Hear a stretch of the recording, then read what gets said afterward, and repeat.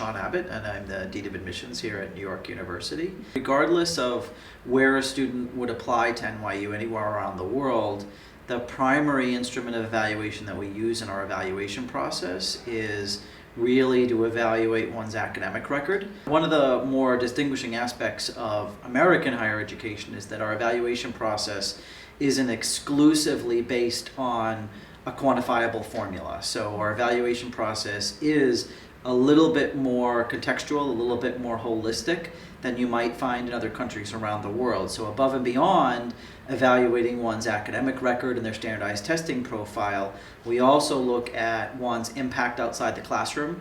We tend to look at their extracurricular achievements, what they're involved in outside the classroom on the extracurricular front. We ask for letters of recommendation from adults in their lives that really know them well, that can speak about their academic abilities.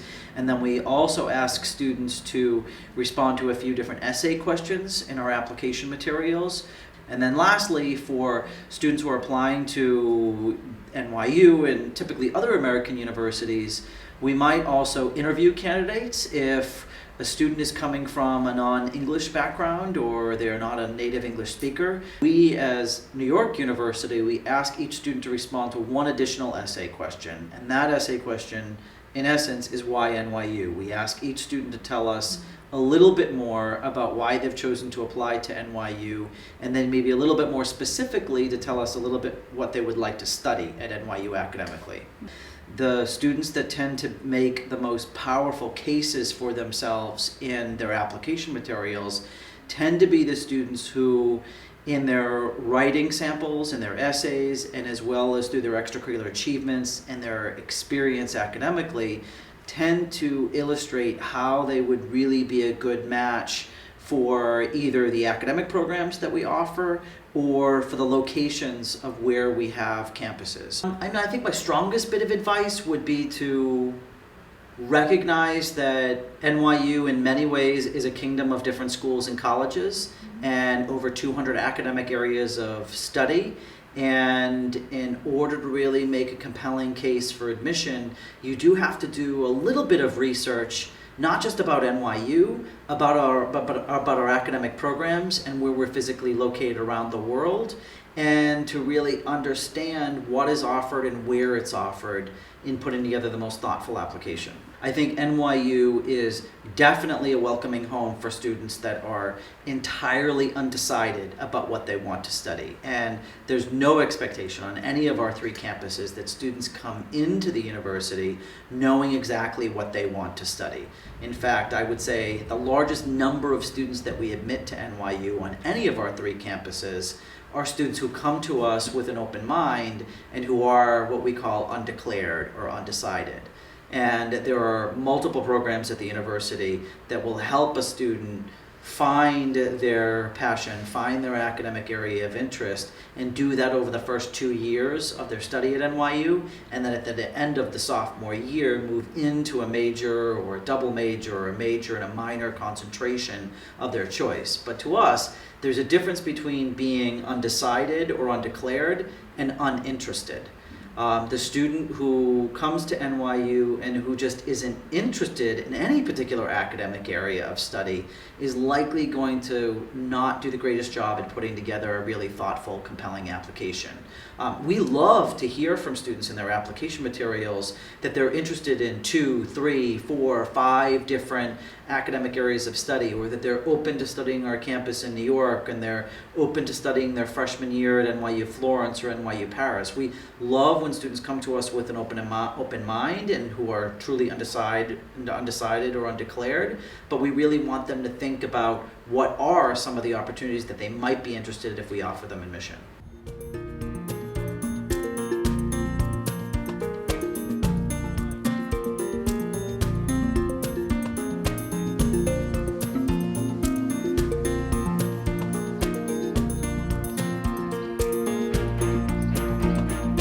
First thing that I will admit as the Dean of Admissions is that NYU is unquestionably expensive. If you look at American college universities, particularly the private university ones and not the public university ones, we're definitely among the more expensive college universities in America. That said, we're also one of the few, I would say, elite American universities that doesn't discriminate against international students or non-US citizens in awarding financial aid. In fact, if you look at all the private college universities in America, we're probably among the top 10 in terms of the number of students who receive financial assistance who are non-US citizens. And if you actually look at the dollar amount, the US dollar amount of financial assistance that's offered to international students, we actually rank pretty highly in terms of the number or the amount of US dollars that we provide to international students to fund their education.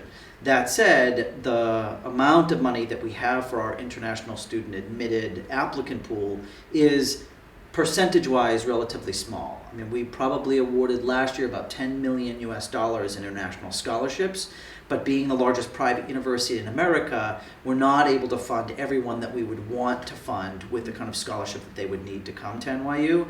I think the most important thing that I would want to relay to any student or family that is applying from anywhere around the world, whether it be China or the United States, who knows that they would need a scholarship or some type of financial assistance to attend an American university like NYU, it's absolutely critical to meet our financial aid deadlines with the required forms and documentation that we at NYU require to be eligible for those scholarships. The way that we evaluate students for scholarships is primarily a need-based methodology. So we do take into consideration a student's academic credentials, we take into consideration any of their extracurricular achievements or their impact. Sometimes we might take into consideration any special talents that they might have in the arts, and we take that part of the application along with the need-based analysis that we get or we achieve through the CSS financial aid profile, and that's how we decide who we want to fund.